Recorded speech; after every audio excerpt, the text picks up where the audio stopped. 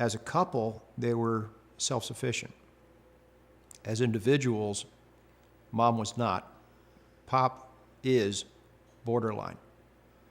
In the numerous conversations that my sister and I had about living accommodations for my folks, we were most concerned that my dad would have a debilitating medical situation occur before my mom. The problem is, in this situation, we weren't able to deal with it ahead of time simply because my folks weren't willing. They weren't willing to give up their independence to go to assisted living.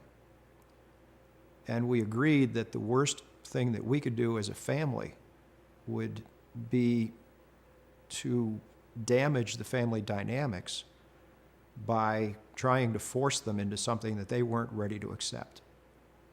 Depending on the relationship that one has with their parents, and depending on how open or closed the parents may be about their personal affairs, financial and other affairs, the time to have family discussions is now.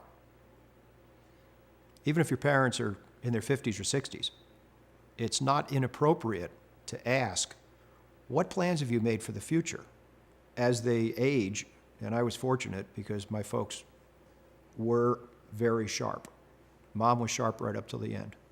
My dad still repeats himself, but he's still sharp enough to know and be responsible for himself. Right after Mom passed away, I spent a couple of weeks with my dad dealing with the closing down of a life. And it's a very difficult time, particularly having the two of them married for so many years. There was nothing independent between the two of them. Everything was together. So it was rough for my dad, it was rough for us.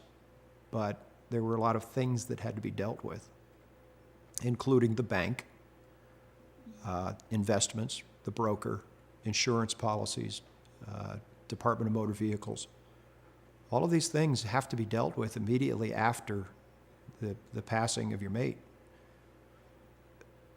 And the timing is terrible. You're not thinking about these things.